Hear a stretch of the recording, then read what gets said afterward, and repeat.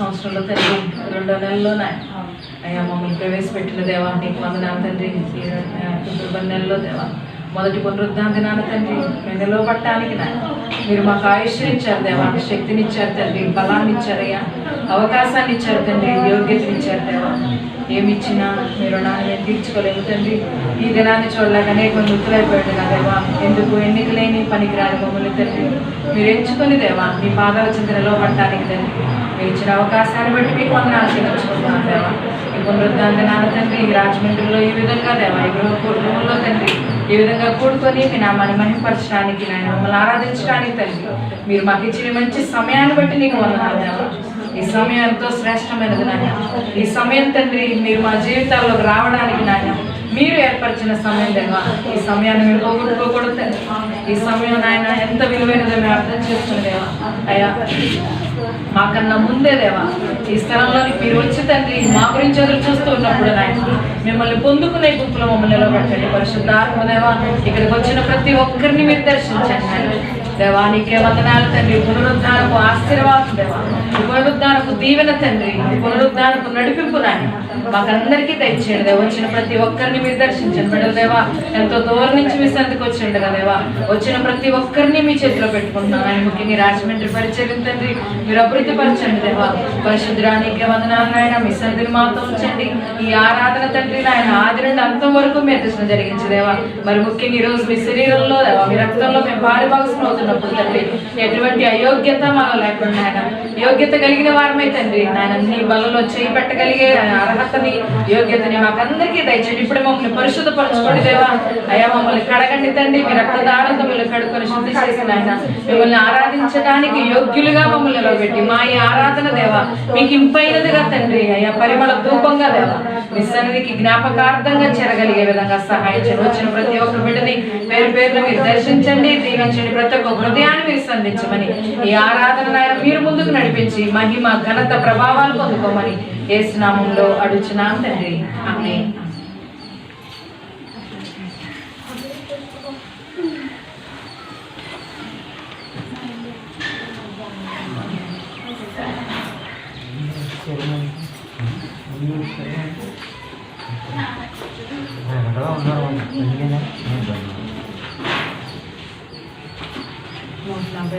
పాటను ఎలా ఉండగలను నీ ప్రేమ లేకుండా ఎలా ఉండగలను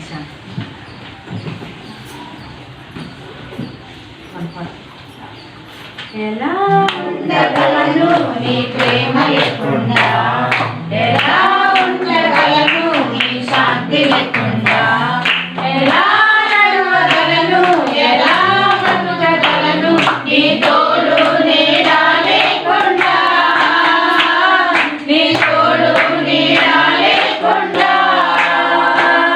నీ ప్రేమ వర్ణించలేనిది, నీ ప్రేమ వివరించలేనిది, నీ ప్రేమ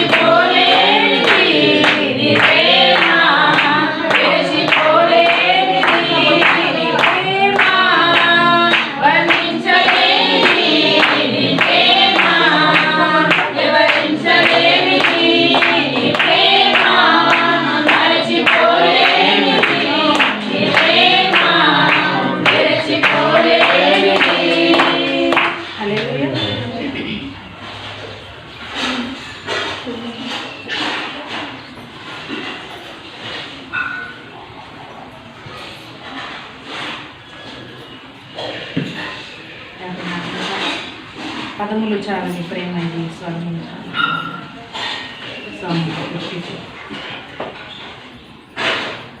పదములు చాలని ప్రేమ ఇది స్వరములు చాలని వర్ణనిది పదములు చాలని ప్రేమ ఇది స్వరములు చాలని వర్ణనిది కరములు చాపి నిన్ను కౌగిలించి పెంచిన కన్నవారి కంటే ఇది భిన్నమైన ప్రేమ వారిని సైతము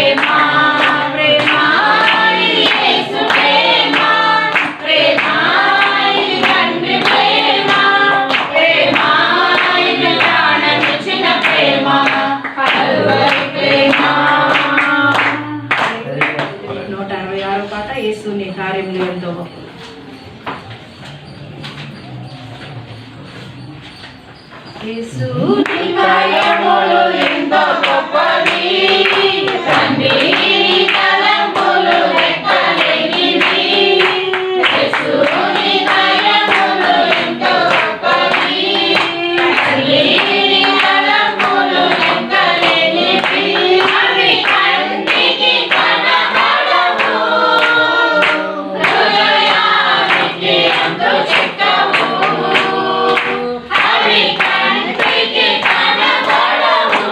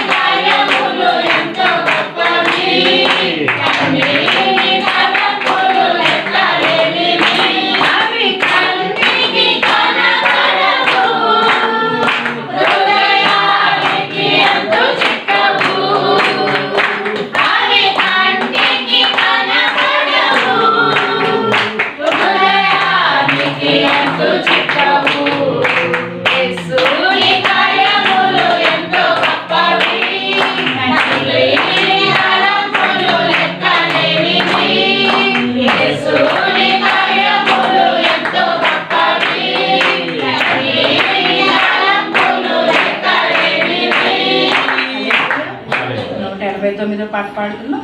నీ నామమున అన్నీ సాధ్యం అన్నీ పాట 189. నీ నామమున అన్నీ సాధ్యం అన్నీ సాధ్యమే, నీ సన్నిధిలో అన్నీ సాధ్యం అన్నీ సాధ్యమే, నీ నామమున అన్నీ సాధ్యం అన్నీ సాధ్యమే, నీ సన్నిధిలో అన్నీ సాధ్యం అన్నీ సాధ్యమే.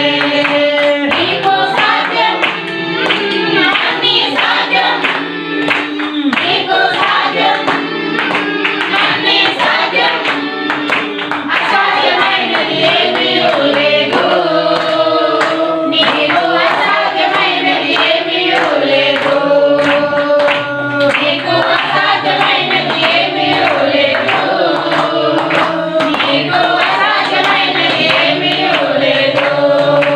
నీ నామమున అన్నీ సాధ్యం అన్నీ సాధ్యమే, నీ సన్నిధిలో అన్నీ సాధ్యం అన్నీ సాధ్యమే, నీ నామమున అన్నీ సాధ్యం అన్నీ సాధ్యమే, నీ సన్నిధిలో అన్నీ సాధ్యం అన్నీ సాధ్యమే. ఆజ్ఞ చేత తుఫానాగిను, ఆజ్ఞ చేత తుఫానాగిను, నీ చూపు చేత చేతులు మారెను, నీ చూపు చేత చేతులు మారెను, అసాధ్యమైనది ఏమీ లేదు, నీకు అసాధ్యమైనది ఏమీ లేదు, నీకు అసాధ్యమైనది ఏమీ లేదు, నీకు అసాధ్యమైనది ఏమీ లేదు. నీ నామమున అన్నీ సాధ్యం అన్నీ సాధ్యమే, నీ సన్నిధిలో అన్నీ సాధ్యం అన్నీ సాధ్యమే, నీ నామమున అన్నీ సాధ్యం అన్నీ సాధ్యమే, నీ సన్నిధిలో అన్నీ సాధ్యం అన్నీ సాధ్యమే. చేపలోనిలో చెక్కి వచ్చింది, చేపలోనిలో చెక్కి వచ్చింది, రాఘవం నోటిలో మాటలు వచ్చాయి, రాఘవం నోటిలో మాటలు వచ్చాయి, అసాధ్యమైనది ఏమీ లేదు, నీకు అసాధ్యమైనది ఏమీ లేదు, నీకు అసాధ్యమైనది ఏమీ లేదు, నీకు అసాధ్యమైనది ఏమీ లేదు. నీ నామమున అన్నీ సాధ్యం అన్నీ సాధ్యమే, నీ సన్నిధిలో అన్నీ సాధ్యం అన్నీ సాధ్యమే, నీ నామమున అన్నీ సాధ్యం అన్నీ సాధ్యమే, నీ సన్నిధిలో అన్నీ సాధ్యం అన్నీ సాధ్యమే. ఐదుకు నిద్రించి పైనుండికి పడెను, ఐదుకు నిద్రించి పైనుండికి పడెను, చనిపోయి లేచెను, పౌలు ప్రార్థించగా, చనిపోయి లేచెను, పౌలు ప్రార్థించగా, అసాధ్యమైనది ఏమీ లేదు, నీకు అసాధ్యమైనది ఏమీ లేదు, నీకు అసాధ్యమైనది ఏమీ లేదు, నీకు అసాధ్యమైనది ఏమీ లేదు. నీ నామమున అన్నీ సాధ్యం అన్నీ సాధ్యమే, నీ సన్నిధిలో అన్నీ సాధ్యం అన్నీ సాధ్యమే, నీ నామమున అన్నీ సాధ్యం అన్నీ సాధ్యమే, నీ సన్నిధిలో అన్నీ సాధ్యం అన్నీ సాధ్యమే, నీ నామమున అన్నీ సాధ్యం అన్నీ సాధ్యమే, నీ సన్నిధిలో అన్నీ సాధ్యం అన్నీ సాధ్యమే, నీ నామమున అన్నీ సాధ్యం అన్నీ సాధ్యమే, నీ సన్నిధిలో అన్నీ సాధ్యం అన్నీ సాధ్యమే. స్తుతి ఆరాధన చేసుకుందాం. దేవాది దేవుడు మన జీవితాల్లో చేసిన ఒక్కొక్క మేలుని జ్ఞాపకం చేసుకుంటూ గతించిన కాలం అంతా ఆయన రెక్కల చాటున మనల్ని కాచి దాచి కాపాడిన దేవుడు ఆయన. ఈరోజున అనేక మంది హాస్పిటల్స్లో రకరకాల వ్యాధులతో అనారోగ్యాలతో డెత్ బెడ్ మీద ఉన్నారేమో అనేక మంది సమస్యలతో మరణ పడకన ఉన్న అనేక మందిలో నుంచి మనల్ని తప్పించిన దేవుడు. ఇదైనా చూడలేని వారు అనేక మంది ఉన్నారు, కానీ మనలో ఏ ప్రత్యేకత లేదు, మనలో ఏ గొప్పతనం లేదు, కానీ మనల్ని ఎంతగానో ప్రేమించిన దేవుడు. మన రాకపోకలు, మన ప్రయాణాలన్నింటిలో గతించిన కాలం అంతా కూడా మనల్ని కాచి కాపాడిన దేవుడు. ఏమిచ్చినా ఎంత ఇచ్చినా తక్కువే. ఆయన రుణాన్ని మనం తీర్చుకోలేము. ఉదయకాలం మళ్ళీ పునరుద్ధాన మనల్ని మనం దేవుడికి సమర్పించుకుని మన జీవితాల్లో ఆయన రావడానికి సిద్ధంగా ఉన్నాం. మనల్ని ఎంతగానో ప్రేమించిన యేసయ్య నీ గురించి నా గురించి ఆయన సేవలు బలియాగమై రక్తాన్ని కార్చి ఉండగా ఆయన మనల్ని ప్రేమించి నూతన వాత్సల్యతతో మన వైపు రెండు చేతులు చాపి మనల్ని పిలుస్తూ ఉన్నప్పుడు, దేవా నేను నిన్నాను ప్రభువా, నిన్ను ప్రేమిస్తానయ్యా, నిన్ను వెంబడిస్తాను ప్రభువా, నీ కొరకు నేను జీవిస్తానయ్యా అని ఎవరికి వారు ఆయనతో ఒక నిబంధన చేసుకుంటాం. ఉదయ కాలం మంది ఎందుకు పనికిరాని మనల్ని, ఎటువంటి యోగ్యత లేని మనల్ని ఎంచుకున్న గొప్ప దేవుడు ఆయన కుమారులుగా, ఆయన కుమార్తెలుగా ఈ లోకంలో నుంచి మనల్ని వేరు చేసుకొని మనకు ఉచితంగా ఆయన కృపను బట్టి మనకు రక్షణ ఇచ్చిన దేవుడు. ఆయన ఏమిచ్చినా ఆయన రుణాన్ని మనం తీర్చుకోలేదు. సజీవుడు, గొప్ప దేవుడు, చూచుచున్న దేవుడు, మన బాధని, మన ఇబ్బందుల్ని, మన అవసరతల్ని ఎరిగి ఉన్న దేవుడు ఆయన. మన కన్నీటిని నాట్యముగా మారుస్తాను వాగ్దానం ఇచ్చిన దేవుడు ఆయన. మన లేమి తెలుసు ఆయనకి, మన ఇరుకు తెలుసు ఆయనకి, మన బంధకాలు తెలుసు ఆయనకి, మన అనారోగ్యాలు తెలుసు ఆయనకి. గాయము చేయవాడు నేనే, గాయము కట్టువాడు నేనే అంటున్న దేవుడు ఆయన. మన ప్రతి ఒక్క పరిస్థితిని, మన హృదయ స్థితిని ఎరిగి ఉన్న దేవుడు. మన అంతరింద్రియాల్ని పరిశోధిస్తున్న దేవుడు ఆయన. దేవా నీకు నచ్చని ఆలోచనలు, నీకు నచ్చని మాటలు దేవా నా ఎందున్నదేమో తండ్రి పరీక్షించయ్యా, పరిశీలించదేవా, నాకు తెలియచేతండి. 139వ కీర్తనలో నాయన అయా కీర్తనకాడే దావీదు తండ్రి అడుగుతున్నాడు, నీకు ఆయాసకరమైన మార్గము నా యందు ఉన్నదేమో పరిశీలించి చూడని అడుగుతున్నాడు తండ్రి. అవును దేవా, నీకు ఆయాసకరమైన మార్గం, నీకు బాధ కలిగించే ఆలోచనలు సైతం మాలో లేకుండా ఇప్పుడే మమ్మల్ని పరిశుద్ధపరచండి. మీరు మమ్మల్ని ఎంచుకున్నారు తండ్రి, నీ కుమారులుగా, నీ కుమార్తెలుగా తండ్రి, నీ రాజ్య వారసులుగా, నీ స్వాస్థ్యంగా మేము మలచబడాలి దేవా. పరిశుద్ధుడా, నీ రక్తం చేత కొనబడిన వారు తండ్రి, నీకు సాక్షులుగా తండ్రి నీ చేతిలో పాత్రలు మలుచుకోండి. పరిశుద్ధ ఆత్మదేవా నీకే వందనాలు అయా. నీ సన్నిధిని మాతో ఉంచండి. నిన్నే ప్రేమించనే పాట పాడదాం. హృదయపూర్వకంగా, ప్రార్థనా పూర్వకంగా ఈ పాటను పాడదాం. నిన్నే ప్రేమింతును, నిన్నే ప్రేమింతును యేసు, నిన్నే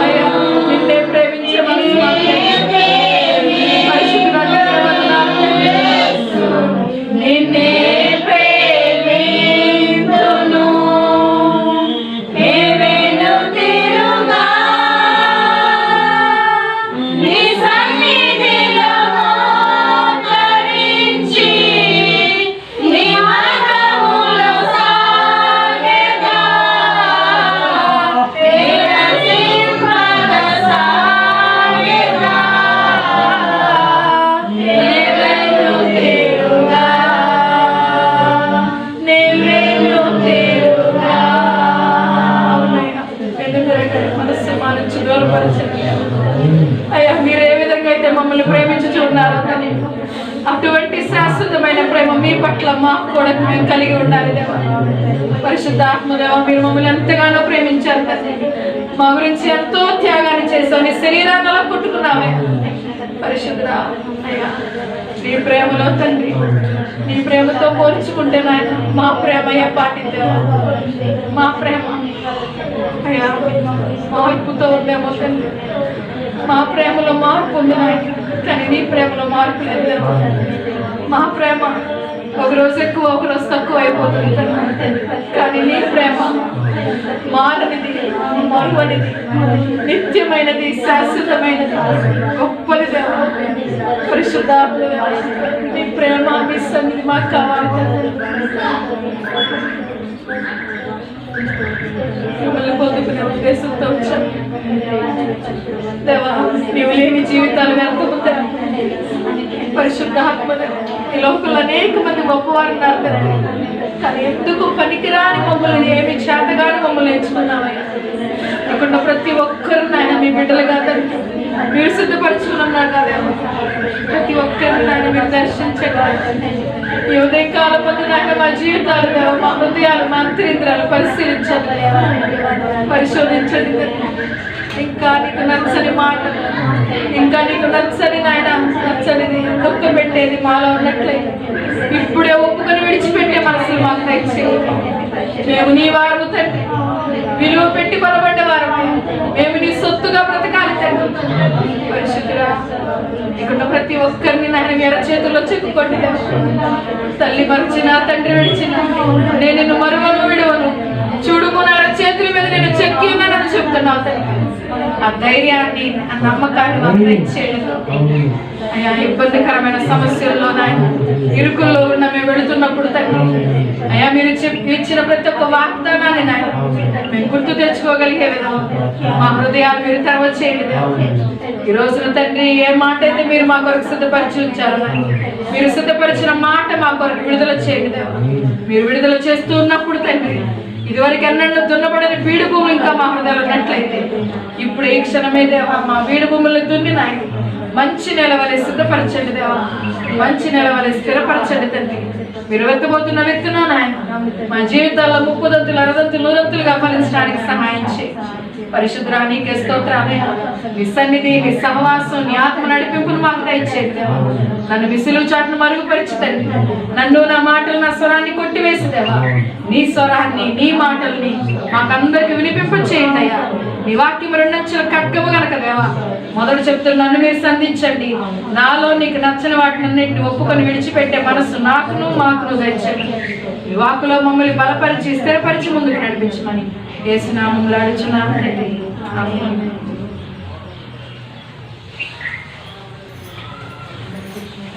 మన వాక్యానికి వెళ్దాం.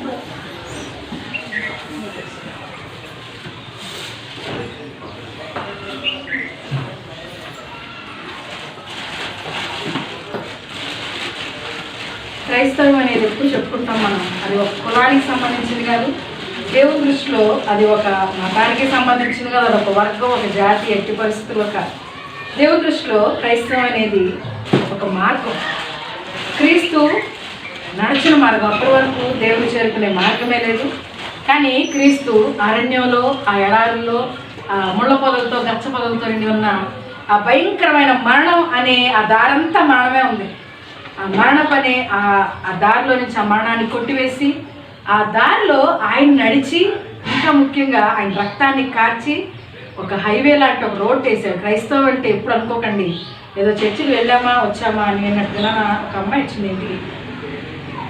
అమ్మ నువ్వు చర్చికి, హిందువులు చర్చికి వెళ్తారు, హిందువులు గుడికి వెళ్తారు, మనం చర్చికి వెళ్తాం, ఏంటి తేడా అని అంటే ఏంటి తేడా? హిందువులు గుడికి వెళ్తారు కదా, మనమైతే చర్చికి వెళ్తాం, తేడా ఏంటి?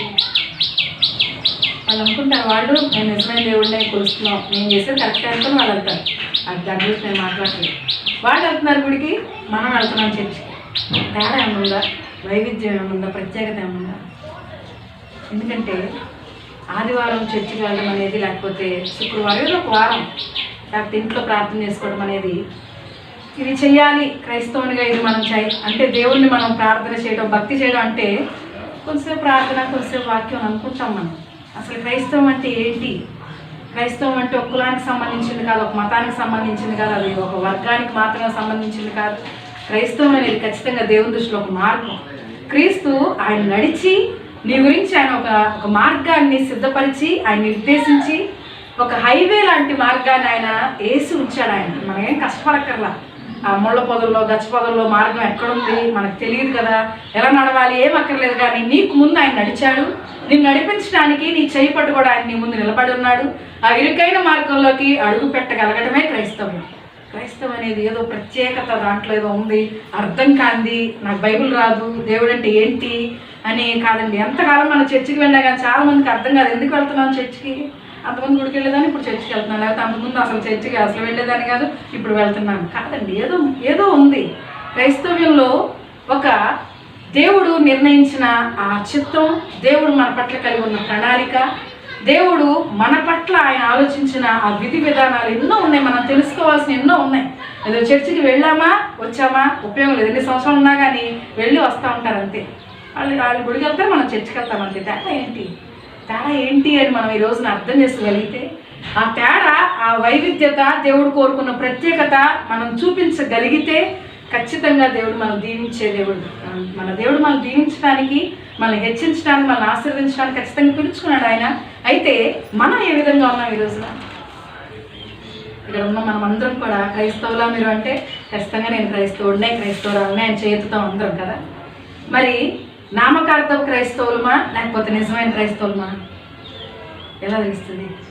నామకార్థం క్రైస్తవులు వాక్యాలు చాలా విన్నాం కదా.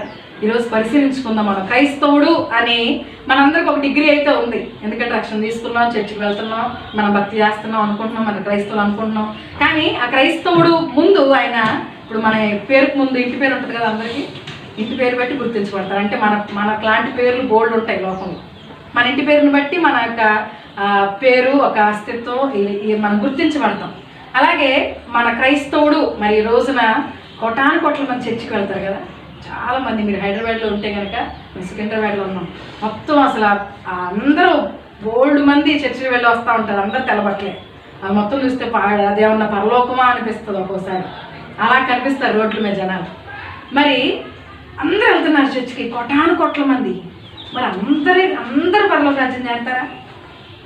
క్రైస్తవులమే.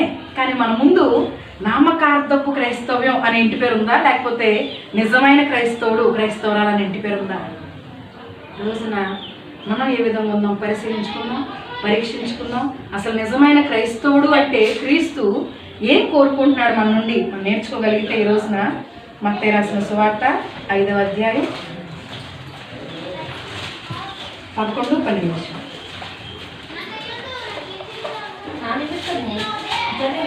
మిమ్మల్ని నిందించి హింసించి మీ మీద అబద్ధంగా చెడ్డ మాటలుగా పలుకున్నప్పుడు మీరు ధన్యులు, సంతోషించి ఆనందించుడు, పరలోకమందు మీ ఫలము అధికమగును. ఇలాగున వారు మీకు పూర్వమందున్న ప్రవక్తలను హింసించుడు. నా నిమిత్తము జనులు మిమ్మల్ని హింసించి నిందించి చెడ్డ మాటలలో అబద్ధముగా చెడ్డ మాటలలో పలుకున్నప్పుడు మీరు ధన్యులమంట. ఏం చేయాలంట? అప్పుడు మీరు సంతోషించి ఆనందించండి, పరలోకమందు మీకు మీ ఫలము అధికమగును.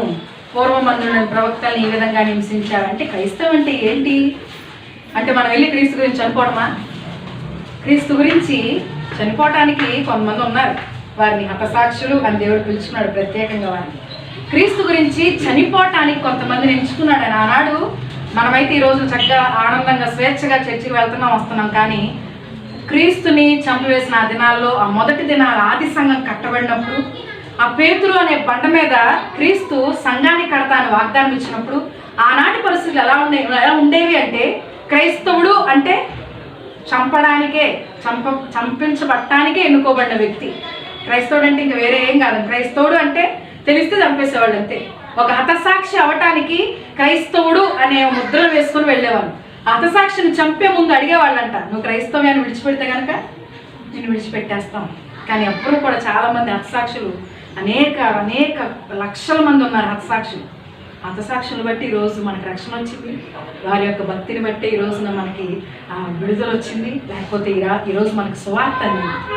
ఈ భారతదేశంలో మనం ఈ విధంగా ఆనందంగా స్వేచ్ఛగా ఆరాధించుకోగలుగుతున్నామంటే క్రీస్తు ఎలాగో మన గురించి మరణించాడు, ఖచ్చితంగా మొదట ఆయన చేశాడు. ఆ తర్వాత అనేక మంది భక్తులు క్రీస్తు మార్గం నడిచి క్రీస్తు గురించి చనిపోవడానికి సిద్ధపడ్డారు. అంటే ఈ రోజున చనిపోమంటారు భాషం గారు అంటారేమో, చనిపోక్కర్లేదు. క్రీస్తు గురించి నిలబడగలుగుతున్నాం మనం. చర్చికి వెళ్ళటం అంటే ఏంటి? 4 పాటలు పాడేసుకొని లేకపోతే కొంచెం ప్రార్థన చేసేసుకొని వచ్చేయడం. మనం క్రీస్తు గురించి ఈరోజు విన్న వాక్యం, ఈరోజు ఆయన విడుదల చేసిన మాట మన హృదయాల్లో పదిలిపరుచుకొని ఆ మాటని జాగ్రత్తగా కాచుకుంటే, ఎందుకంటే మన హృదయాల్లో విత్తబడిన విత్తనాన్ని, ఈ మాటని దొంగిలించడానికి అపవాది ఎప్పుడూ ఎదురు చూస్తూ ఉంటుందండి. ఈ మాట ఎలాగ మన హృదయంలో దొంగిలించబడాలి, ఏ విధంగా దీన్ని ఎత్తుకెళ్ళిపోవాలి, ఏ విధంగా వాళ్ళ హృదయాలు ఇది ఫలించకూడదు. ఎందుకంటే ఈ మాట వెనక ఆయన ఒక దీవెన దాచి ఉంచుతాడు. ఈ రోజున మనం నిజమైన క్రైస్తవులంగా మనం మలచబడగలిగితే దేవుడు మన నుండి ఒక ఉద్దేశాన్ని, ఒక ప్రణాళికను కోరుకుంటాడు. అప్పుడు చెప్తాడు ఆయన. కానీ మనం అనుకుంటున్నాం, దేవా నేను చర్చికి వెళ్తున్నాను, లేకపోతే క్రైస్తవం అంటే మనం ఏమనుకుంటామంటే కేవలం చూసేది, కేవలం వినేది, కేవలం పొందుకునేది. ఆ మార్గంలో రాగా నాకు మంచి ఉద్యోగం, మంచి వ్యాపారం, లేకపోతే నాకు అది కావాలి ఇది కావాలని అడుగుతాం. కానీ క్రైస్తవం అంటే ఏంటో కాదు, చేసేది. చూసేది కాదు, వినేది కాదు, పొందుకునేది కాదు, అన్నిటికన్నా ముఖ్యమైనది చేసేది. మనం ఏం చేస్తున్నాం దేవుని గురించి? క్రైస్తవం అంటేనే ఇచ్చేది. క్రీస్తు మన గురించి తన జీవితాన్ని, తన ప్రాణాన్ని, తనకున్న సమస్తాన్ని మన గురించి ఇచ్చేసాడు ఆయన. మరి మనమే ఇస్తున్నాం దేవునికి? కేవలం ధనం ఇవ్వటం ద్వారా సరిపోదు, చర్చికి వెళ్ళడం ద్వారా సరిపోదండి. అంటే మనం క్రీస్తు గురించి చనిపోవాలంటే చనిపోక్కర్లేదు. దేవుడు మనల్ని హతసాక్షులుగా నిలబెట్టుకోవాలి. కానీ కొన్ని ప్రణాళికలు, కొన్ని ఆలోచనలు, కొన్ని విధి విధానాలు మన జీవిత పద్ధతిలో మనం ప్రతిరోజు మనం నడిచే ఆ నడవడికలో, మన మాటల్లో, మన ప్రవర్తనలో మార్పు కోరుకుంటాడు ఆయన. క్రైస్తవులంగా మనం ఎక్కడ నిలబడ్డా కానీ మనకంటూ ఒక ప్రత్యేకత, మన మాటలో ఒక ప్రత్యేకత. ఎక్కడ ఒక అబద్ధం చెప్పుకుని నిలబడ్డా అంత కష్టం. భార్యభర్తలే, తల్లిదండ్రులే, బిడ్డలే ఒక అబద్ధం చెప్పుకుంటూ సాగుతుందా? ఏమనుకుంటాం ఒక అబద్ధం చెప్పేటప్పుడు? ఇంత పెద్ద గొడవ అయ్యే బదులు చిన్న అబద్ధం ఏం పోయింది? ఒక చిన్న అబద్ధం చాలాసార్లు వెనక్కి తిరిగి ఆలోచించండి. ఎన్నోసార్లు అది మనం ఎంతో ప్రేమించేవారమైనా అది వారు మన ప్రక్కన ఉన్నా కానీ ఒక చిన్న అబద్ధం చెప్పేస్తాం. ఎందుకు? పెద్ద గొడవ బదులు చిన్న అబద్ధం పర్లేదు కదా అనుకుంటాం. కానీ ఆ చిన్న అబద్ధాన్ని వస్తున్నాడు. మరి క్రీస్తు గురించి మనం నిలబడింది ఎక్కడ? ఒక చిన్న అబద్ధం దగ్గర రాజీ పడతాం మనం. అలాంటివి రాజీ పడే సందర్భాలు మన జీవితంలో అనేకం వస్తాయి. ఒక తప్పుతో, ఒక పాపంతో, ఒక తప్పు ఆలోచనతో ఇది పర్లేదులే, ఇది చూద్దాంలే, లేకపోతే మారదాంలే, లేకపోతే చేద్దాంలే, ఇలాంటి ఆలోచనలు మన జీవితంలో వస్తూ ఉన్నప్పుడు మనం ఆ నామకార్థపు క్రైస్తవంలోనే మిగిలిపోతాం. క్రీస్తు గురించి నిలబడలేం. ఎందుకంటే అన్ని వేళల్లో దేవుడు మన వైపు చూస్తాడండి. ఎందుకంటే అంజూరపు చెట్టు వైపు ఎప్పుడు చూశాడు ఆయన? అసలు ఫలాలు కాసే టైమే కాదంట.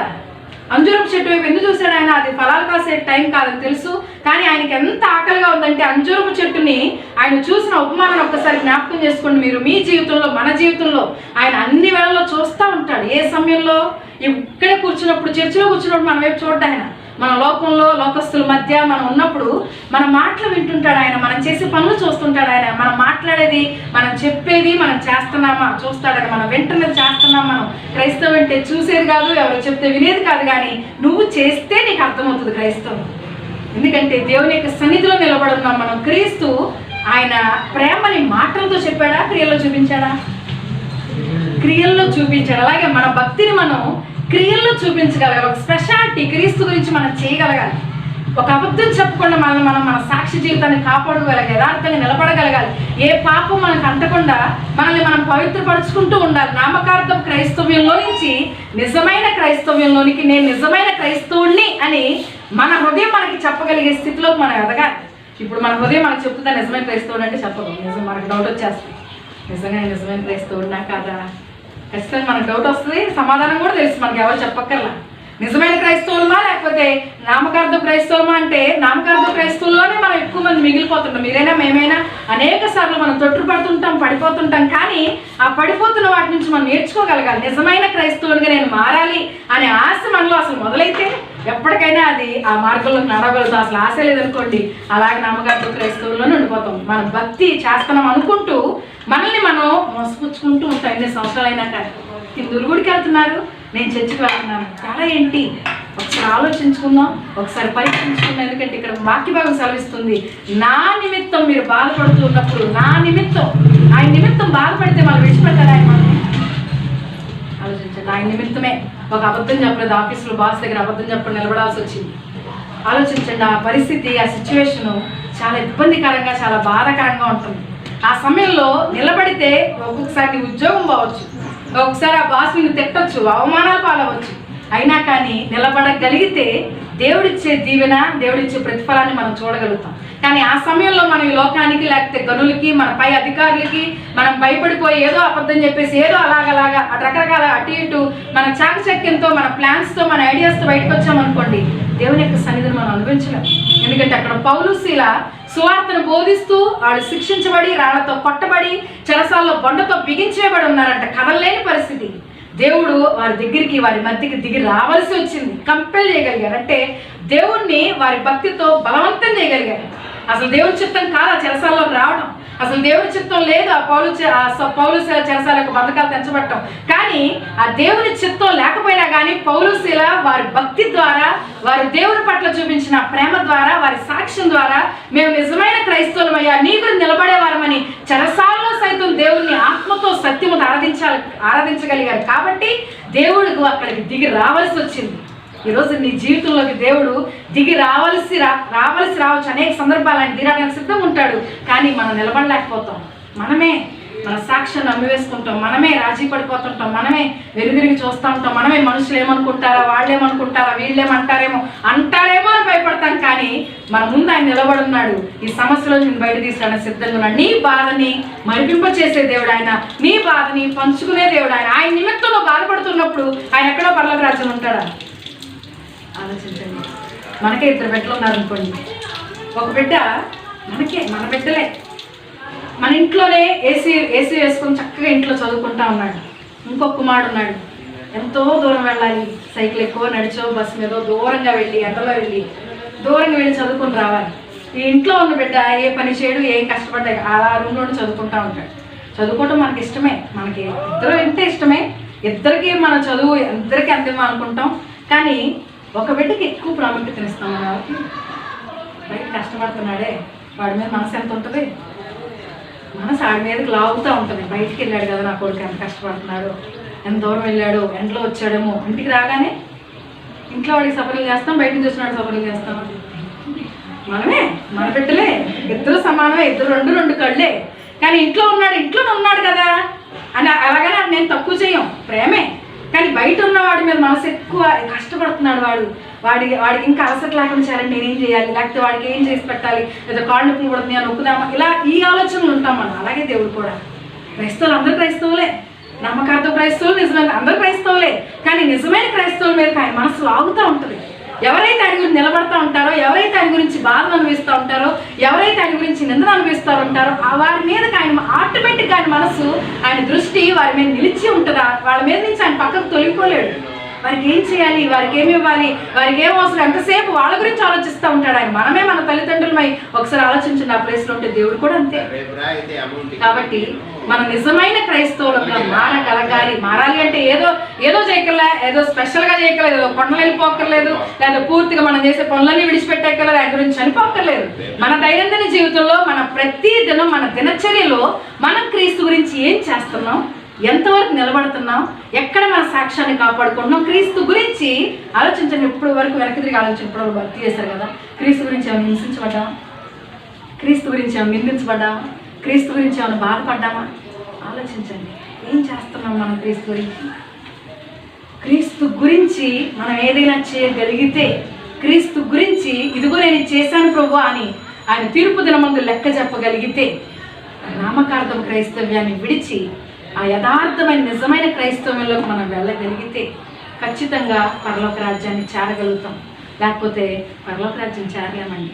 పరలోక రాజ్యం ఎట్టి పరిస్థితుల్లో రక్షణ తీసుకుంటే పరలోక రాజ్యం చేర్చబడే అవకాశం ఉంటే, మరి ఆనాడు ఇశ్రాయేలీలు లక్షల మంది బయలుదేరారు. కాల్వలో 6 లక్షల మంది అంట. 6 లక్షల మందిలో ఎంతమంది లేరు? ఇద్దరే 6 లక్షల్లో 2 మాత్రమే వాగ్దాన దేశం చేరారు. కారణం అందరూ బయలుదేరారు కదా. మరి దేవుడు వారికి వాగ్దానం ఇచ్చాడు కదా, ఖచ్చితంగా దేవుడు వాగ్దానం ఇచ్చాడు. మిమ్మల్ని అందరినీ నేను వాగ్దానం దేశం తీసుకెళ్తాను. కాకపోతే ఆ జనాంగం మారింది, వారి బిడ్డలు వెళ్ళారు. దేవుడు ఖచ్చితంగా ఆయన వాగ్దానం నెరవేర్చారు. కానీ ఆ తరం వారు వెళ్ళలేదు, వేరొక తరం వెళ్ళిందంట. ఈ రోజున మనం కూడా వెళ్తున్నాం చర్చికి, కానీ మనం పరలోక రాజ్యం చేర్చబడతామా? గ్యారెంటీ ఉందా? మనం గ్యారెంటీ లోకంలో మనం పొందుకోవాలంటే మనకు మనం అనిపించాలి, కాదు నేను నామకార్థ క్రైస్తవుడిని కాదు, నేను నిజమైన క్రైస్తవుడిని కాబట్టి నేను పరలోక రాజ్యం నేను ఖచ్చితంగా చేరి తీరుతాను. పౌలు ఏమంటున్నాడు? నేను కళ్ళు మూస్తే తెరిచేది అక్కడ పరలోక రాజ్యంలో, దేవుని సన్నిధిలో. మరి ఆ గ్యారెంటీ, ఆ టమ్మింగ్ ఇంప్రెషన్ అంటే ఖచ్చితంగా, ఆ దృఢంగా నేను చెప్పగలను. మనకు మనం చెప్పుకోగలమా? నేను ఈ రోజున చనిపోతే నేను చేరే పరలోక రాజ్యమే. అలా చెప్పలేకపోతే మనం చేస్తున్న భక్తి అంతా వేస్ట్ అయిపోతుంది. చేస్తున్నాం భక్తి, కానీ ఏ ఉపయోగం ఉండదండి. ఎందుకంటే మనం చేసే భక్తి ద్వారా మన తర్వాత 1000 తరాల వరకు కరుణించే దేవుడు, 1000 తరాలని దీవించే దేవుడు, మన తర్వాత తరాలని మనల్ని బట్టి హెచ్చించడానికి సిద్ధంగా ఉన్న దేవుడు. అంత గొప్ప ప్రేమమేంటి మనం పెట్టుకొని మనం ఇంకా నిజమైన భక్తిని చేయలేకపోతున్నాం. ఆయన గురించి ఎక్కడైనా నిలబడలేకపోతున్నామేమో.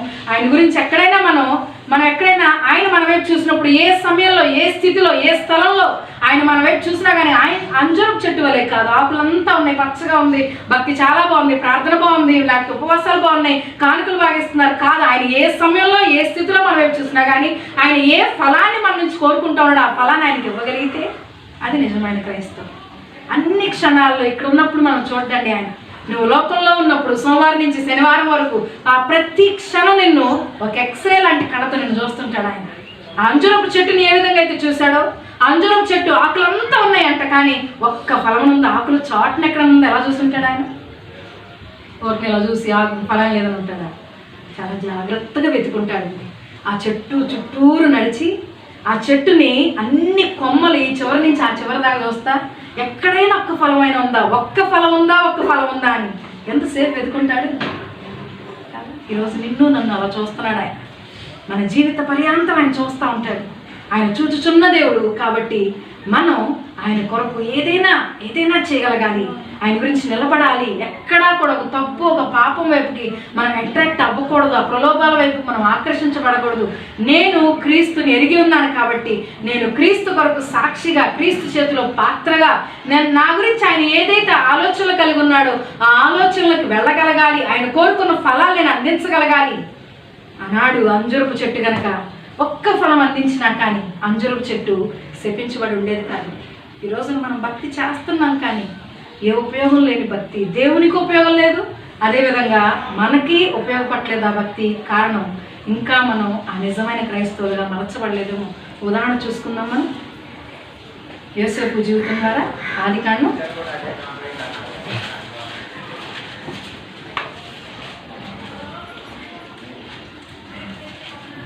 41వ అధ్యాయం 50-51 వచనాలు. 50-52. 10 సంవత్సరముల రాకముందు యోసేపుకు 2 కుమారులు పుట్టిరి. ఓరి యొక్క యాజకుడైన పొతీఫెర కుమార్తెయగు ఆసెనతు అతనికి వారిని కనింది. అప్పుడు యోసేపు, దేవుడు నా సమస్త బాధను, నా తండ్రి ఇంటి వారిని అందరినీ నేను మర్చిపోవడానికి చేశానని చెప్పి తన జ్యేష్ఠ కుమారునికి మనస్య అని పేరు పెట్టింది. తరువాత అతడు నాకు బాధ కలిగిన దేశం ముందు దేవుడు నన్ను అభివృద్ధి పొందించినని చెప్పి 2వ వారికి ఎఫ్రాయిము అని పేరు పెట్టింది. యోసేపు ఐగుప్తు దేశం, ఆ తర్వాత ఐగుప్తు దేశంలో ఫరో అంతటా అధికారి అందరికి తెలిసిందే యోసేపు గురించి. 2 కుమారులు పుట్టారంట. పెద్ద కుమారుడికి మనస్సే అని పేరు పెడుతున్నాడు. ఏమని అనుకొని పేరు పెడుతున్నాడు? నా బాధనంతటినీ దేవుడు మర్చిపోయేలా చేశాడు కాబట్టి నా పెద్ద కుమారుడు మనస్సే. 2వ కుమారునికి ఎఫ్రాయిము అని పేరు పెట్టాడంట. అంటే నేను బాధపడిన దేశమందు దేవుడు నన్ను అభివృద్ధి పరిచాడు అని ఎఫ్రాయిము అని పేరు పెట్టాడు. అప్పట్లో పేర్లు ఆ పరిస్థితులకు అనుగుణంగా, లేకపోతే ఒక అర్థంతో, ఒక మీనింగ్తో ఉండేవి. మనస్సే అంటే అర్థం ఏంటంటే నా బాధను మరిపింప చేసిన దేవుడు. ఎఫ్రాయిము అంటే అభివృద్ధి. అయితే ఈ రోజున మనం అర్థం చేసుకుందాం. ఆయన గురించి నిలబడుతున్నప్పుడు, ఆయన గురించి మన సాక్ష్యాన్ని కాపాడుకుంటున్నప్పుడు, క్రీస్తు గురించి కష్టపడుతూ ఉన్నప్పుడు, క్రీస్తు గురించి శ్రమపడుతూ ఉన్నప్పుడు, క్రీస్తు గురించి నిలబడి నిందించబడుతూ ఉన్నప్పుడు అనేక మంది మన చుట్టుపక్కల వారు అంటారు, ప్రతి వారం చర్చికి వెళ్ళాలా, లేకపోతే మన బంధువులు అంటారు అక్కడికే వెళ్ళాలా ఇక్కడికే వెళ్ళాలా రకరకాల నిందలు మాటలు మనం ఒక్కోసారి అవి వింటూ ఉంటాం, అవి మన మీద పడతా ఉంటాయి. ఆ మాటలు మనకు పడుతూ ఉన్నప్పుడు ఖచ్చితంగా బాధే. కానీ ఇక్కడ యోసేపు జీవితంలో కూడా ఒక బాధ వచ్చిందంట. ఆ బాధ పడుతున్నప్పుడు యోసేపు ఏమంటున్నాడు? నా బాధ అంతటిని, ఎన్ని సంవత్సరాల బాధ? సుమారుగా 13 సంవత్సరాల బాధ. ఎందుకంటే ఆ 17 సంవత్సరాల వయసు ఉన్నప్పుడు యోసేపు తండ్రి ఇంటి నుంచి, తండ్రి ప్రేమ నుంచి దూరం అయిపోయాడు. ఆ తర్వాత 13 సంవత్సరాల నలుగులాట, 13 సంవత్సరాల వేదన, ఆ ఇబ్బందికరమైన స్థితి ఆ యోసేపు జీవితంలో ఎదురైనప్పుడు యోసేపు అంటున్నాడు, నా బాధనంతటిని దేవుడు మరిచిపోయేలా చేశాడంటే ఎంత ఆనందం ఇచ్చాడు దేవుడు యోసేపుకి. బాధ ఎంతో రెట్టింపు ఉంది, సంవత్సరాల బాధ. కానీ వివాహం అయింది, కొద్ది దినాలు, ఒక సంవత్సరం గడిచింది, 2 సంవత్సరాలు గడిచినాయి. ఎందుకంటే ఆ కరువు సంవత్సరాలకు ముందే 2 పిల్లలు జన్మించారంటే యోసేపు.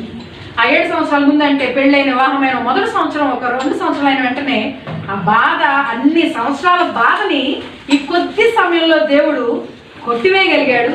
ఆ బాధ స్థానంలో ఆనందాన్ని నింపేశాడంట యోసేపుకి. అంటే యోసేపు ఆ బాధను ఒక్కసారి మనం ఆలోచిద్దాం. యోసేపు ఏ విధంగా దేవుని మీద నిలబడ్డాడు, ఏ విధంగా తన సాక్షి జీవితాన్ని కాపాడుకున్నాడు ఆలోచించండి. యోసేపు జీవితంలో అసలు సమస్య అంటే ఏంటో తెలుసా? అల్లారు ముద్దుగా గారాబంగా పెరిగాడు. 11వ సంతానం అయినా కానీ యాకోబుకి తాను ఎంతగానో ప్రేమించిన రాహేలుకి ప్రథమ సంతానం. మరి యోసేపు పుట్టినప్పుడు మిగతా బిడ్డలందరికన్నా కానీ యోసేపుని ఎంత ఎక్కువగా ప్రేమించాడంటే, ఈ బిడ్డలందరికీ ఒక రకం బట్టలైతే యోసేపుకి ఒక ప్రత్యేకమైన అంగీ అంట. అంటే తండ్రికి యోసేపు అంటే ఎంత ఇష్టం. తండ్రి యొక్క హృదయానికి, యాకోబు యొక్క హృదయానికి అత్యంత చేరువుగా ఉన్న యోసేపు. తండ్రి అంటే చాలా ప్రేమ. తండ్రికి యోసేపుకి ఇద్దరి మధ్య ఆ సంబంధం, అవినాభావ సంబంధం ఎలా ఉండేదంటే, యాకోబు లేకుండా యోసేపు లేడు, యోసేపు లేకుండా యాకోబు లేడు అన్నంతగా, ఇద్దరు విడదీయలేనంతగా.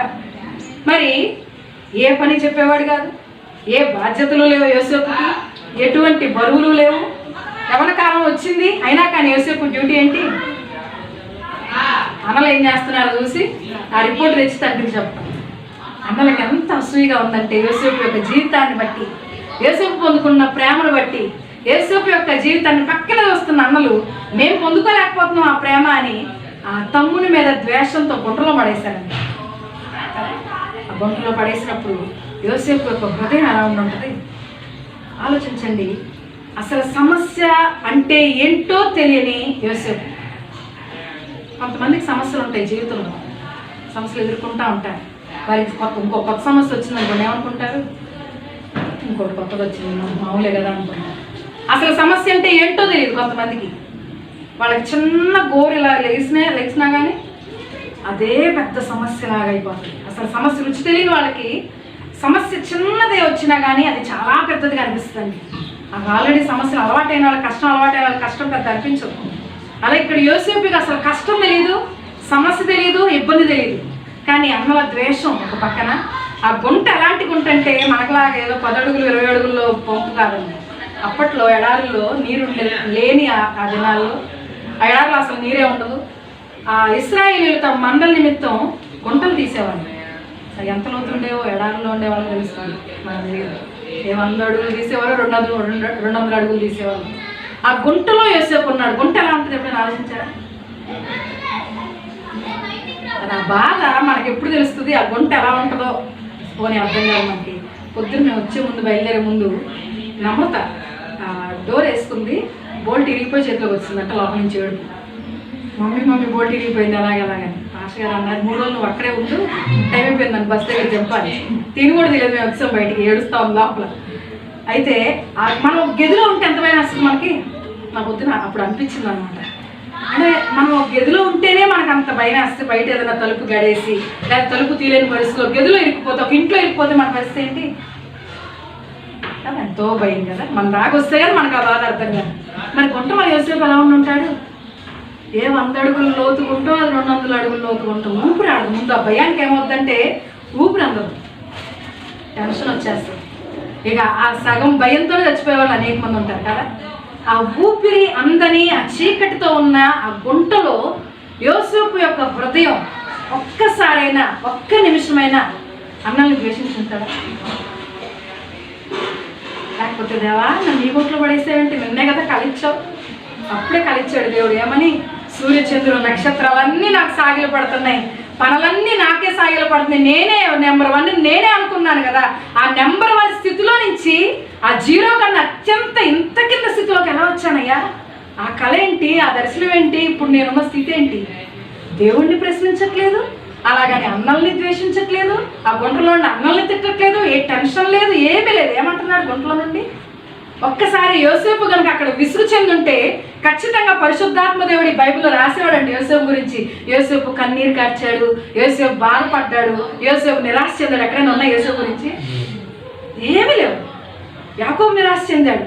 ఆ ఒంటరిగా ఆ అరణ్యం నడుస్తున్నప్పుడు, తండ్రి ప్రేమ నుంచి దూరం అయిపోయినప్పుడు, అన్నను మోసగించి ఆ ఇంటి నుంచి పారిపోతున్నప్పుడు, యాకోబు ఒంటరిగా ఉన్నప్పుడు దేవుడు దర్శించాడని రాయబడిందంటే ఆనాడు యాకోబు ఎంతో ఒంటరిగా ఫీల్ అవుతున్నాడు. కానీ ఇక్కడ యోసేపు ఒంటరిగా ఫీల్ అవ్వట్లేదు. ఎందుకంటే నాతో ఎవరున్నారు? సర్వశక్తిమంతుడు ఉన్నాడు. ఈ గుంటలో నేను పడవేయబట్టడానికి ఆయన చిత్తం ఉంది, ఆయన గురించి నిలబట్టా నాకు అవకాశం దొరికింది. నా తండ్రి ప్రేమ నన్ను దూరం చేస్తున్నాడు కాదు, నా పరలోకపు తండ్రిని నేను దగ్గర అవుతున్నాను.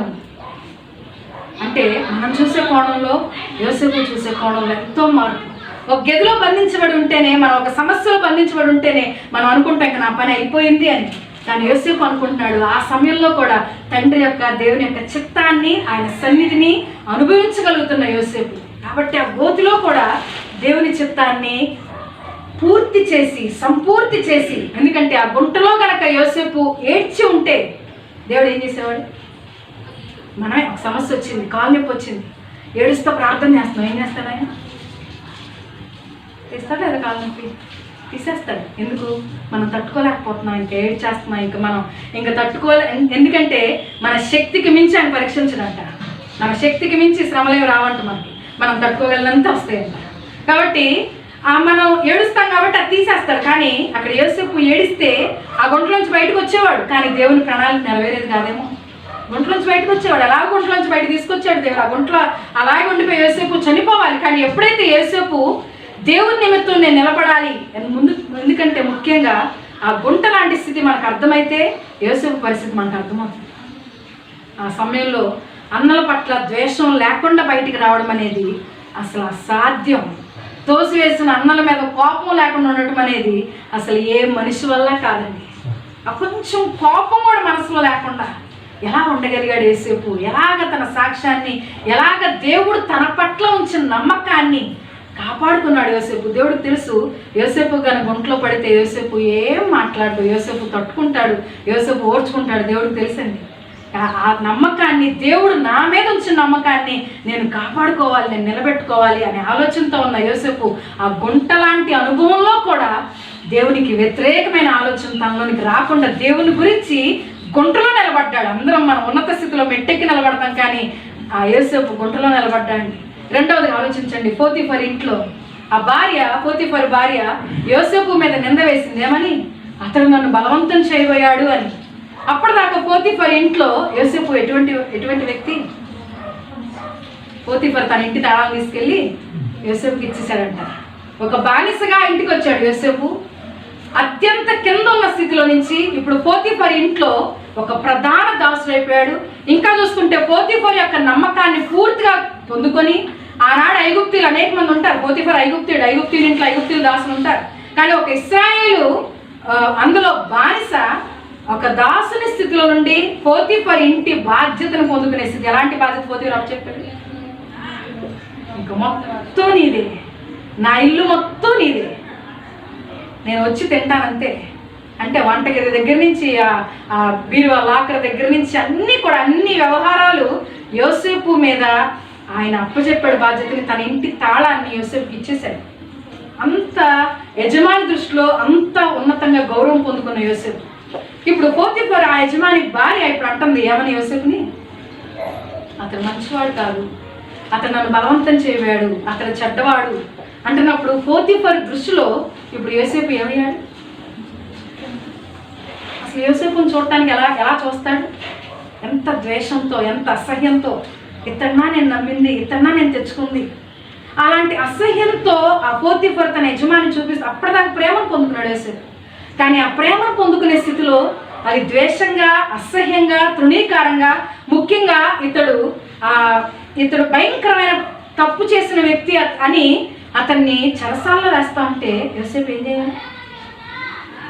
చెప్పండి. మనమైతే ఏం చేస్తాం? మనం తప్పే చేయలేదు కదా. మనం తప్పు చేయకుండా ఈ మాట ఎలా అంటారు నన్ను అనమా? యూజ్ చేసుకోమా? ఆ బాధలో ఉన్నప్పుడు ఏం చేస్తాం మనం? ఖచ్చితంగా ఎన్నో మాటలు అంటాం. ఆ మాటలో తప్పులు దొరకచ్చు, ఆ మాటలో ఎన్నో ఎన్నో ఎన్నో ఎన్నో జరగచ్చు. కానీ యోసేపు ప్రశ్నించాడు, అదే నీ భార్య తప్పు చేసింది, నాకు తెలియదని అనొచ్చు కదా. అన్నాడా? అనలేదండి. కాముగా ఆ నిందని తన మీద వేసుకొని చెరసాల్లోకి వెళ్ళాడు. ఎందుకు? ఇది దేవుని చెప్తాం. ఈ సమయంలో నేను దేవునికి నిలబడాలి, ఈ సమయంలో నేను వాదులాడే సమయం కాదు ఇది, ఈ సమయం నేను దేవుని ప్రశ్నించే సమయం కాదు ఇది, ఈ సమయం నేను మంచివాడిని నిరూపించుకునే సమయం కాదు ఇది. ఇది ఆల్రెడీ నా మీద నింద వచ్చేసింది. ఈ సమయం నేను మౌనంగా ఉండవలసిన సమయం. ఎవరి గురించి? నా దేవుని గురించి. నా ఈ మౌనాన్ని నా దేవుడు చూస్తున్నాడు. నేను అనుభవిస్తున్న నా బాధని నా దేవుడు చూస్తున్నాడు. నా మీద పడిన నిందని నా దేవుడు చూచుచున్న దేవుడు అని ఆ సమయం ఎలాంటి సమయం, ఎంత ఇరుకైన ఇబ్బందికరమైన సమయమో. చాలా ఇది మనం చెయ్యని తప్పు మన మీద పడితే ఎలా ఉంటుంది?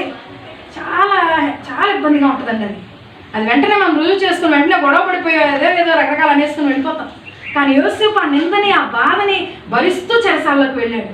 మరి చెరసాల్లోకి వెళ్తే ఎప్పుడు వస్తుంది విడుదల తెలుసా? ఎంతో ఆనందంగా కళ్ళకి అర్థం చెప్పాడంట. ఆ కళ్ళ అర్థం చెప్పిన వ్యక్తికి చెప్పాడు, అయ్యా నువ్వు రాజు దగ్గరికి వెళ్ళినప్పుడు మరలా నన్ను జ్ఞాపకం చేసుకోండి. ఆ వ్యక్తి జ్ఞాపకం చేసుకున్నాడు. ఆ వ్యక్తి మర్చిపోయాడండి. అంటే యోసేపు జీవితం ఎక్కడి నుండి ఏ దిశలోకి ఎలా మారింది, ఎలాంటి యూటర్న్లు తీసుకుంటూ వెళ్ళింది. అత్యంత గాఢంగా పెరిగిన స్థితి, కష్టం అంటే ఏంటో తెలియని స్థితిలో నుంచి ఒంటరి అయిపోయిన స్థితి, గోతిలో పడిన స్థితి, అక్కడి నుండి కూడా అత్యంత హీనమైన బానిసగా అమ్మివేయబడిన స్థితి, అక్కడ ఇంకా భయంకరమైన స్థితి ఏంటంటే అప్పుడే చాలా బాగుంది, ఇంకా నాకు ఈ రోజులు బాగున్నాయి, ప్రధాన దాసుగా నేను ఉన్నాను అని ఇంకా పూర్తిగా అనుభవించకముందే ఆనందం ఇంకా పూర్తిగా తన మనసుకి ఇంకా రాకముందే వెంటనే ఒక భయంకరమైన నింద, చేయని తప్పుకి దోషిగా తీర్చబడి చెరసాలకు వెళ్ళిన అనుభవం ఎంత భయంకరమైంది. ఇంకా అక్కడి నుంచి బయటకు వచ్చే అవకాశమే లేదండి. యోసేపు తన శక్తితో, యోసేపు తన జ్ఞానంతో, తన కష్టంతో అక్కడి నుండి బయటపడే అవకాశం లేదు. పోతీఫర్ బయట లోపల పడేసినప్పుడు ఏం చెప్పుంటాడు? ఇంకెప్పటికీ యోసేపు బయటికి రావడానికి వీలు లేదు అని ఒక ఆజ్ఞ విడుదల చేసి పోతీఫర్ లోపలికి వేసి ఉంటాడు. మరి ఎక్కడి నుంచి బయటకు తీసుకురావాలంటే ఎవరు చేయగలరు? దేవుడు మాత్రమే. ఇప్పుడు యోసేపు చుట్టూ ఎవ్వరు లేరు, తండ్రి లేడు, అన్నం లేరు, అప్పటిదాకా తనని ప్రేమించిన యజమాని లేడు, అప్పటిదాకా పొందుకున్న ప్రేమ లేదు, మంచి పేరు లేదు, గుర్తింపు లేదు, ఏమీ లేదు. అందరి దృష్టిలో ఒక అత్యంత హీనమైన వ్యక్తి, ఒక తప్పు చేసిన వ్యక్తిగా ముద్ర పొందుకున్న యోసేపు లోకస్తులందరి దృష్టిలో ఒక తప్పు చేసిన వాడు, శిక్షకి అర్హుడు అని దేవుడు చూస్తున్నాడు. దేవుని దృష్టిలో యోసేపు నీతిమంతుడు. దేవుని దృష్టిలో యోసేపు చెరసాలకి అర్హమైన వాడు కాదు. ఎక్కడ ఉండవలసిన వాడు యోసేపు? ఫరో తర్వాత ఫరో స్థానంలో నిలబడాల్సిన యోసేపు దేవుడు చూస్తున్నాడు. ఈ రోజున మనం ఆయన గురించి నిలబడినప్పుడు, మనం ఆయన గురించి బాధపడుతున్నప్పుడు, మనం ఆయన గురించి శ్రమ పడుతున్నప్పుడు, మనం ఆయన గురించి కష్టం ప్రయాసను మనం పొందుకుంటూ ఉన్నప్పుడు ఆయన చూసి చూడనట్టు పక్కకి వెళ్ళిపోడండి. ఆయన మన ప్రయాస, మన కష్టం, మన శ్రమ, మన ఇబ్బంది, మన బాధ చూచుచున్న దేవుడు ఆయన. ఆనాడు యోసేపు బాధను చూశాడు. ఆ బాధను మరిచిపోయే విధంగా, అంత బాధ, అన్ని సంవత్సరాలు బాధ, వేదన, ఎవ్వరు లేరు. యోసేపుని బలపరిచేవారు ఎవరు ఉన్నారు? పర్లేదమ్మా దేవుడు సాయం చేస్తారని చెప్పేవాళ్ళు ఎవరు ఉన్నారు? ఇప్పటిలాగా మన వాక్యం చెప్పుకుంటున్నాం చక్కగా. యోసేపు చెప్పేవాళ్ళు ఎవరు ఉన్నారా? ఎవ్వరు లేరండి. దేవుడు ఒక్కడే. ఆదరించేవారు లేరు, బలపరిచేవారు లేరు, ధైర్యపరిచేవారు లేరు. నువ్వు నుంచున్నావు, చాలా మంచి బాగా నుంచున్నావు అంటారు ఎవరైనా? అసలు యోసేపు స్థితి, యోసేపు సాక్ష్యం, యోసేపు యథార్థత అర్థం చేసుకునేవారే లేరు. కానీ ఒక్కడున్నాడు, ఆయన దేవుడు మాత్రమే. ఆ దేవుడిని చూస్తూ తన బాధను సహించిన యోసేపు, ఆ దేవుని వైపు చూస్తూ తన ఇబ్బందులు సహించిన యోసేపు ఆ దేవుని మీద ఆనుకొని నిలబడ్డాడు. కాబట్టి అత్యంత కింద స్థితిలో నుంచి, పెంట కుప్పల మీద నుంచి ఏం చేస్తాడంట? ఆయన దీనుల్ని పైకి లేవనెత్తుతాడంట, బలహీనుల్ని ఆయన సింహాసనం మీద కూర్చోబెడతాడంట. ఈ రోజున యోసేపు అత్యంత బలహీనుడే, ఏమి చేతగాని వాడే, ఒక చెరసాలలో ఉన్న ఖైదీ, ఒక శిక్షకు మాత్రమే అర్హుడు. కానీ ఆ స్థితిలో ఉండవలసిన యోసేపుని దేవుడు అత్యంత ఉన్నతమైన స్థితిలో ఒక రాజు తర్వాత రాజు అంతటి వాడిగా అక్కడ ఆ తర్వాత అంటే యోసేపు విగ్రహం చేయించున్నారంట ఐగుప్తీయులు. ఆ తర్వాత యోసేపు ధాన్యం నిల్వ చేయించడానికి కాటిన కొట్లు ఇప్పటికీ ఉన్నాయంట. చాలా పెద్ద పెద్ద కొట్లు. 7 సంవత్సరాలు ధాన్యం విస్తారంగా పడినప్పుడు ఆ ధాన్య రాశినంతటిని ఎలా దాయాలి, ఎలాగా ఆ మిగతా కరువు గల 7 సంవత్సరాలు ఎలా వినియోగించుకోవాలి సమస్తాన్ని దేవుడు యోసేపుకు బయలుపరిచి ఒక గొప్ప జ్ఞానిగా యోసేపుని దేవుడు నిలబెట్టి అక్కడ మీరు చూసినట్లయితే 42వ అధ్యాయంలో ఫరో అంటాడు, అసలు ఇతని వంటి భయభక్తులు కలిగిన, జ్ఞానం కలిగిన, దేవుని ఆత్మ కలిగిన వ్యక్తిని మనం కనుగొనగలమా? అసలు ఇలాంటి వ్యక్తి మనకు ఎక్కడైనా దొరుకుతాడా? ఒక రాజు అంటున్న మాట. అప్పటి వరకు అన్నలు చీ తమ్ముడు అనుకున్నారు. అప్పటి వరకు పోతీఫరు యజమాని భార్య చీ యోసేపు అనుకున్నారు. అనేక మంది యోసేపుని చూసి ముఖం తిప్పుకొని వెళ్ళిపోయి ఉంటారు. కానీ ఇప్పుడు ఒక రాజు అంటున్నాడు యోసేపు గురించి ఏమని, అసలు ఇతను లాంటి వ్యక్తి ఇంకెక్కడైనా దొరుకుతాడా మనకి? అసలు ఎక్కడైనా మనకు కనపడతాడా? కాబట్టి యోసేపుకి ఒక ఉన్నతమైన స్థితిని, ఒక హోదాని రాజుగారు ఇచ్చారంట. అంటే ఈ రోజున మనల్ని చూచున్న దేవుడు మన బాధను మరిపింపజేసి ఎక్కడైతే నువ్వు బాధను అనుభవించావో అక్కడే నువ్వు అభివృద్ధిపరుస్తాడు. నువ్వు కనుక నమ్మకత్వాన్ని కాపాడుకుంటే, నువ్వు యోసేపు వలె నిలబడగలిగితే. చాలా మంది అనుకుంటారు, చర్చికి వెళ్తున్నాం కదా, ఈ వాక్యం విన్నాం కాబట్టి నేను మరి అవమానం పొందిన చోట దేవుడు నన్ను ఖచ్చితంగా నిలబెడతాడు అని. ఎప్పుడు నిలబెడతాడు? నువ్వు నామకార్థ క్రైస్తవునిగా కాదు, నిజమైన క్రైస్తవునిగా నువ్వు వింటే, నువ్వు దేవుని గురించి నిలబడేవానిగా, ఒక యేసేపుగా నువ్వు ఉండగలిగితే. ఎందుకంటే ఎక్కడ మనసులో సైతం యోసేపు ఎవరి మీద కోపం రానివ్వలేదు, ఎవరి మీద బాధపడలేదు, ఎవరు నన్ను ఇలా చేశారేంటి అని ఎవరిని ఆయన కించపరచలేదు, ఎవరి మీద అనుమానపడలేదు, తిట్టలేదు, ద్వేషం లేదు. మనసులో సైతం ఉండగలం మనం అలాగా. పైకి ఏమనుకోవచ్చు, కానీ మనసులో ఎన్నో ఉంటాయి మనకి. కానీ ఆ మనసులో సైతం వింటున్న దేవుడు ఆయన. మనసులో సైతం మనం దేవుని గురించి నిలబడాలి. క్రీస్తు గురించి నిలబడటం అంటే మన మనసుని దేవునికి అర్పించడమే. క్రైస్తవం అంటే ఏంటో కాదు, నీ మనసుని, నీ జీవితాన్ని దేవునికి అర్పించడమే. ఎటువంటి ఆ కపటత్వం, ఎటువంటి మచ్చ, ఎటువంటి డాగు, ఇదిగో నీలో ఈ తప్పు ఉంది అని వేలెత్తి ఆయన మన మీద చూపించడానికి వీలు లేనంత భక్తి, ఆయన్ని బలవంతం చేయగలగాలి మన భక్తి ద్వారా. ఆయన మనకు చేయకుండా వీళ్ళకి నేను చేయవలసిందే అని ఆయన అనుకోలే మనం ఉండాలి. కానీ అనవసరంగా వీళ్ళకి ఇవ్వాల్సిన ఆయన ఎప్పుడు బాధపడకూడదు. మన నుంచి, మన గురించి, మన ద్వారా ఆయన బాధ కలగకూడదు. కానీ అదే అనుకుంటాం, మన బిడ్డలు మనం ఎంతో కష్టపడి మనం పెంచుతాం. ఏమనుకుంటాం మన బిడ్డల గురించి? వాళ్ళు మనకి ఏం ఇవ్వకపోయినా పర్లేదు, కానీ వాళ్ళు ఖచ్చితంగా కరెక్ట్గా ఉంటే చాలు. మన దేవుడు కూడా అంతే అనుకుంటాడు, మనం కరెక్ట్గా ఉండాలని. యేసేపు ఏ విధంగా అయితే దేవుని గురించి నిలబడ్డాడు, ఈ రోజున మనం కూడా నిలబడి ఆయన నిమిత్తం, ఎందుకంటే నా నిమిత్తం జనులు మిమ్మల్ని నిందించి, హింసించి, చెడ్డ మాటలలో పలుకున్నప్పుడు మీరు ధన్యులు, మీ పరలోక రాజ్యంలో మీ ఫలం అత్యధికమవుతుంది. పరలోక రాజ్యమే కాదు, ఈ లోకంలో కూడా మనం అత్యధికమైన బహుమానాన్ని, అత్యధికమైన దీవెని పొందుకోగలుగుతాం. ఇదే చిన్న వాక్యం దేవుడు దీవించినగా ప్రార్థన చేసుకుని బలంలో పాల్గొనుకుంటున్నాము.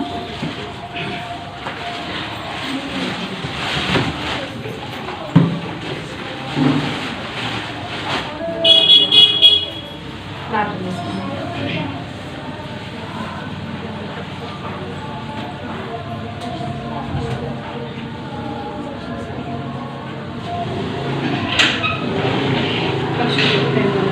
గొప్ప దేవుడు ఉన్నతరాకి వందనాలు చెల్లించుకుంటున్నాము.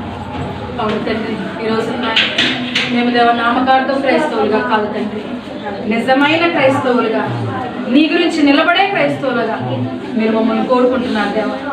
ఆనాడు 6 లక్షల మందిలో కేవలం 2 మాత్రం వాగ్దాన దేశం చేరారు తండ్రి. గొప్ప దేవుడా, నీకే వందనాలు దేవ. నీ గురించి పడిన ప్రయాస, నీ గురించి అనుభవించిన బాధ, నీ గురించి అనుభవించిన హింస, ప్రతి ఒక్కటి నువ్వు చూచుచున్న దేవుడు అయ్యా. ఆనాడు యోసేపు బాధని చూసి, యోసేపు బాధని మరిపింపచేసి, యోసేపు యొక్క బాధని తీసివేసి, ఆ బాధ కలిగిన దేశంలోనే బాధని తీసివేసి దేవా అభివృద్ధిపరిచిన దేవుడు తండ్రి. మేము ఊహించిన దానికన్నా ఎక్కువగా నువ్వు దీవించే దేవుడు అయ్యా, హెచ్చించే దేవుడు తండ్రి.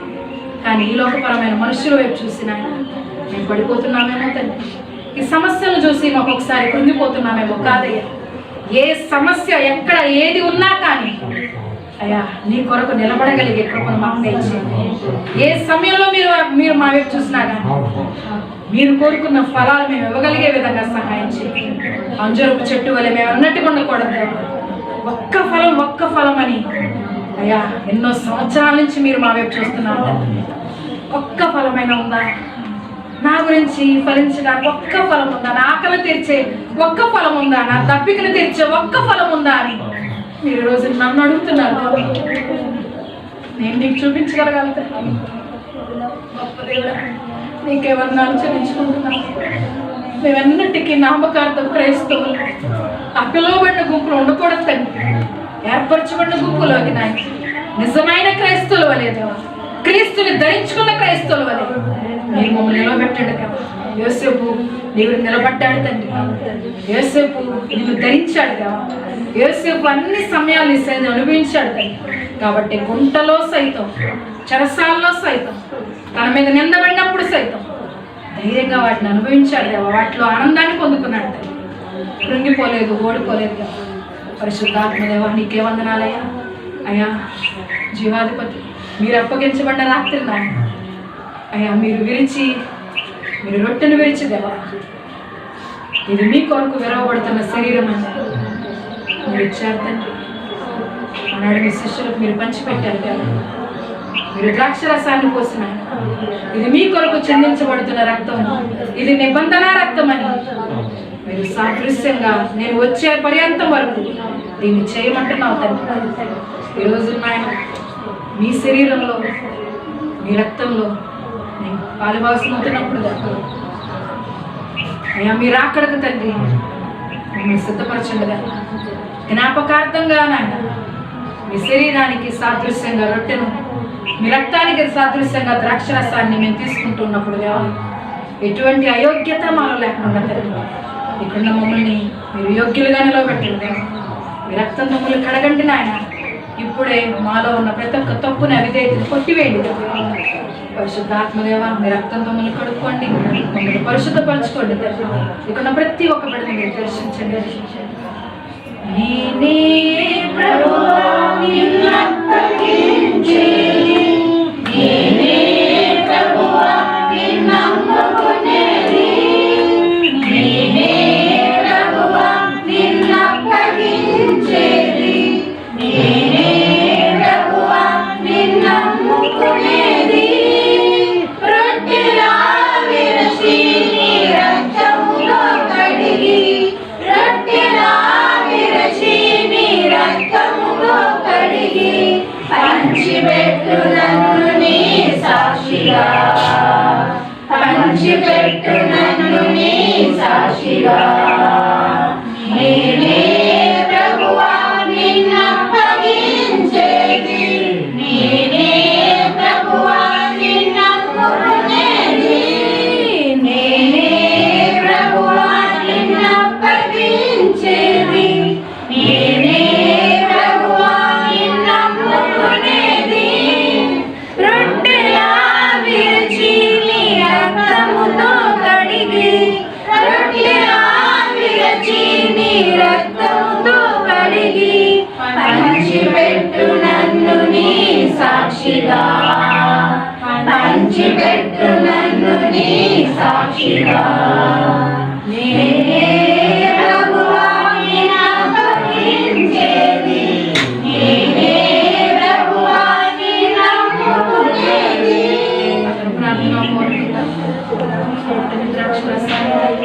ఆయన శరీరాన్ని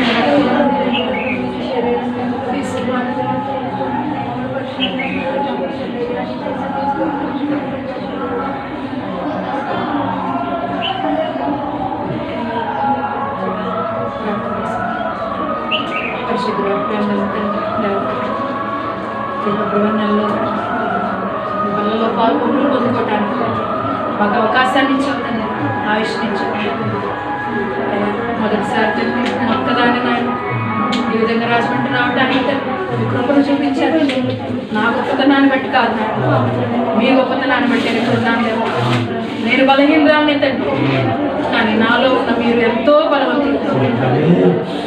మీ బలాన్ని ఎదుగుతున్నా నేను సాగిలపడుతున్నాను తండ్రి. మీకు పనికిరాని మమ్మల్ని నాయన 2 నెలల్లో ప్రవేశపెట్టావు తండ్రి. ఈ నెలంతా దేవా అయ్యా మీకు సాదృశ్యంగా తండ్రి విలువబడినాం.